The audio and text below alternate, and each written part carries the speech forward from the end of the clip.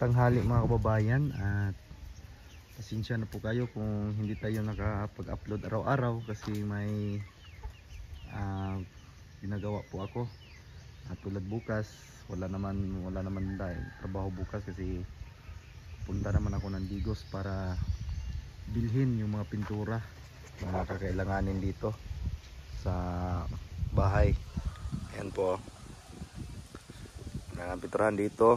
May dirty kitchen pa to dito mga babayan, kasi dito banda sa likuran ko ay pag ganitong oras na, mga hapon, mga launa, ay tatamaan po siya ng init kasi wala na pong harang dito na side, wala na pong harang. Kaya dito yung ang init, tatama talaga yung init dito. Kung may bubong na to dito na side para sa ating dirty kitchen, hindi na po yan mainitan dyan. Baka concern ko lang po kasi yung pintuan, baka makuspaw, madaling makuspaw mga babayan, kasi yung pintura niyan is lang yan, naka varnish lang po. Ayan, dito po yung gagawin ko na dirty kitchen. At saka dito mga babayan, yung sa bandang gilid, yung mga lupa na nahukay dito sa septic tank ay dito ko pinalagay. Ayan, kulang pa yan hanggang doon. Gusto ko nung tambakan dyan para level po yung bahay natin, kasi yung bahay ko ipababa pa patungo doon kasi baliktad po ito. Dito sa bandang likuran yung mababa na side, at yung sa may harapan yung mataas. Ayan, dito na side kay Peter Paul na po ito dito. At yan, at matagal-tagalan pa tayo dito mga babayan, kasi nga tayo lang po yung gumagawa. Hindi ko pa nga nabili yung gutter dito. Ayan, may abang na po sa kuryente, sa magiging ilaw dito sa labas. At na lang dito mga babayan is yung metal cladding na kisamin natin sa labas dito, tulad ng dyan sisters, metal cladding lang po yung kisamin natin sa labas. At dito tapusin namin to ngayon kasi hindi po ito natapos kahapon. Ayan, at nilagyan ko na ng tile frame. Ayan, kulay gold. Ayan, gold po yung kulay. At shirt po yung tiles ko dito mga babayan. Dito hindi po ito malalagyan dito, kaya pahabol na lang po tayo, bibilhan natin. Si shirt po sa tiles dito. Dito lang yung malalagyan dito, at saka itong mga maliliit na nasa gilid. Ayan, at ganda na po siya mga babayan. At yung pusit natin dito, ayan, gumagana na po ito. Ayan, gumagana na po yung mga tubig. May mga tubig na po dito sa loob. At sinsya na muna kayo kasi hindi pa, mamaya ko pa ito lilinisan. Ayan, may tubig na po pati sa mga CR. Mayroon ng mga supply. Yan po siya, pwede po siyang mga babayan, ganun, pag natin sa baba, pwede natin siya mababa at kusa po yung tataas. At bali, order ko po ito sa Shopee. Ayan, sa Shopee po ito nabili. At yung bili ko nito is 2.8. 2.8 po siya. At napakarami niyang lalim niya. Ayan. Ito sa mga natin sa may CR. Yan, gumagana na po ito ang mga tubig. Yan po.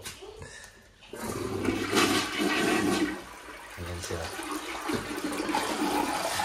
Supply na po siya mga kababayan. At ito bidi. Parang ito, maraming buhangin kasi naligo si John kanina dito. Parang bako ko pa. Wala mo lagi pa. Aro? Po, gumagana na po ito lahat mga babayan at pwede nang gamitin. Ayan. Ito, papalitan ko po ito kasi sabi ni Ma'am Redemption, bilhan daw niya ng shower. Yan, telephone shower lang po yung bibilin ko at dito ko na lang po ikakabit yung magiging shower niya. Dito kasi hindi ako bumili ng shower mga babayan kasi nga mahal nung tumingin kami doon sa City Hardware. May mura doon 800 pero plastic at madaling masira yon at ano yun, maglilik yung tubig niya. Kaya hindi ako bumili. May mga ibang price doon. May city meal, may 3 meal, at may basta maraming size, maraming mga price na magpipilian. Kaso mahal. At ito din, yung mga lavatory. Ayan, dito ko muna nilagay yung pinggan. Kasi nga, hindi pa doon sa lababo. Kasi tinapos ko pa yung lababo doon sa kitchen natin. Ayan. Yan po mga babayan at pasensya muna kayo. Kalat-kalat pa. Kasi nga hindi pa natin natapos yung bahay. At abangan nyo lang po yung mga mangyayari sa susunod na linggo. Ayan. Kailangan ko pa itong kisamihan dito sa labas. Hindi pa. Ito may railings pa po ito dito. Dito lalagyan ko pa ito ng railings. At itatiles ko pa ito. At yung tiles, nandito naman yung tiles. Ayan, yung tiles na yan ay para na lang yan dito sa tiris. At same lang din ng kulay dyan sa taas. Magiging kulay din dito sa baba. Parehas lang sila. Yan na. At pwede na po itong pinturahan kasi lumalabas na po yung mga bitak. Yung bitak na po siya mga babayan. Hindi natin kailangan ng neutralizer po dito. Kasi nga mayroong mga bitak na kasi matagal na po itong natapos na palitada. Kaya tamang-tama na po ito na pinturahan. Yung mga pangbata ko dito po is yung liquid tile cast. Yung gagamitin ko po dito. Na pangbatak para mawala po yung mga bitak. At yung pintuan natin sa kwarto ay hindi pa din dumating. At matagal na po yun mga babayan. Mga 1 buwan na mahigit. Hindi pa dumating yung pintuan dito, dalawa. Kailangan na natin yun para makabit na natin. Ayan, itong mga gamit dito. Kalat pa mga babayan. Medyo kalat pa kasi nga ongoing pa yung trabaho natin. Kaya may strip light na din ako dito nabili. Ayan po yung strip light at makapal po yan. Para yan dyan sa cube. Dyan palibot yung strip light. Dyan yan ikakabit para yung ilaw niya is doon lang sa kisamis pupunta. Yan. Nilhan ko talaga ng strip light para kasi matipid daw to sa kuryente. Yan. Saka mga doorknob, ito may mga doorknob at bumili din ako ng ilaw. Itong mga ilaw na binili ko ay kumpleto na po ito. At D-light po yung ano niya, magiging kulay. Hindi na po siya warm light, warm white. Kasi yung warm white, ito ko na pinabit ko na dito. Kasi ito doon sa labas sa magiging kisame natin sa labas. Doon yan ilalagay yung mga ilaw na yan. At dito din sa kwarto yung iba. Ayan.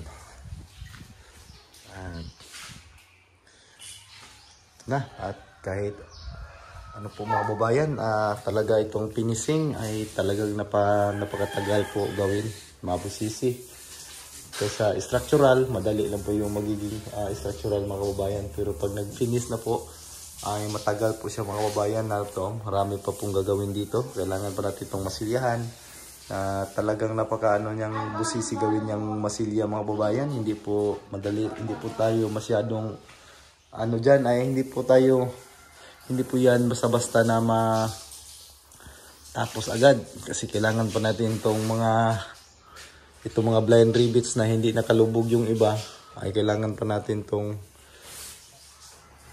lilihain o ang tawag doon, grinderin, ijirin mga babayan para pag nagmasilya tayo ay walang bubukol. Ayan, yung iba naman nakalubog, yung iba ay hindi po nakalubog yung ibang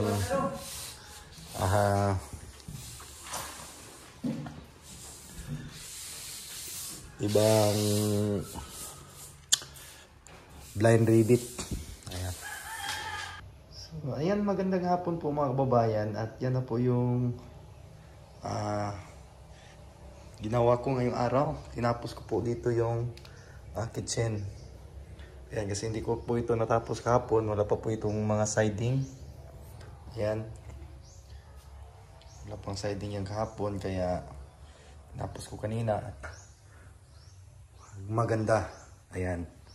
Kulay gold po yung ito sa ilalim. Hindi ko pa nagawa po ito. Yan naman po yung isusunod nating gagawin para matapos na po talaga ito mga kababayan. Ayan. Talagyan ko pa yan ng runner dyan ng 2x3 hanggang doon. Din dyan din para yun ang pagtapingan natin ng flooring. Kasi flooringan pa natin yan ng pangalawa. Flooringan natin yan para itatiles ko din yan dyan. Kasi may tiles naman ako doon. Yan, itatiles ko yan dyan. Para malinis po yung ilalim ng ating lababo. Yan na po. At yan ay mga temporary tayong nilagay. Mga suka. Suka po ito para sa mga pangrikado. Yan. Kinagamit ko na din ito mga kababayan. Pwede na po itong magamit. Ito, hindi ko pa nalagyan ng mga grout yung gilid. Yan, pwede pa itong tanggalin. Matatanggal pa po ito siya. Mga kababayan. Ayan. At yan na po yung update sa ating lababo. Sa ating maliit na lababo. Ayan po. Yan. At hindi pala totally tapos mga kababayan. At ito yung kinulang yung kinulang ng isang piraso yung ano ko mga kababayan, tiles. Kasi itong tiles na ito is 120 by 60 by 120. Ayan yung ano niya, sukat. Tulad nito, wala na po itong putol dito. 120 po yan hanggang doon sa may dulo. At dito nagdugtong po ako kasi wala pong 180, 120 lang po yung available. 180 kasi yung width mga kababayan ng ating kitchen. Yung width niya is 180 kaya may dugtong tayo dito para may dugtong tayo na 60 by 60 kasi 180 po ang ano nito, sukat. Yan. Yan po yung update muna mga kababayan at bukas wala muna tayong upload kasi bibili ako ng pintura doon sa Digos kasi yun wala kasing available dito na pintura mga kababayan. Kung meron man doon sa pinagkukunan natin ng mga materyales ay matagal pa po yun ma-deliver. Mas mabuti yung tayo ang bumili kasi pag makukuha natin agad-agad. Ayan. Ito muna yung update at pasensya na po kayo mga kababayan sa mga nag-aabang ng mga video ko na hindi tayo maka-upload palagi. At si Jenisa, wala tayong videographer kasi nga nilalagnat po si Jenisa at ako na po yung nagbibideo mga kababayan. At sa ngayon yung mga ginagawa ko ito muna at tayo ngayon, sasain tayo. Tapos ko na po yung mga hinugasan pati yung mga pinggan hinugasan ko na pagkatapos kong nagtrabaho. Sinsya na po kayo at makalat pa po dito kasi ongoing pa yung trabaho natin. Pag tapos na talaga ito mga babayan, lilinisin natin to para maganda naman po tignan. At mas maganda talaga tignan pag malinis yung paligid, lalong-lalo na dito sa loob. Kailangan malinis po kasi naka-tiles po. Mahiya naman po tayo kung madumi yung bahay natin at mabaho pa. Ayan, kailangan nating linisan po ito pag natapos na talaga ito. Kasi susunod ko naman dito yung pagbabatak, pagmamasilya, tapos pintura dito sa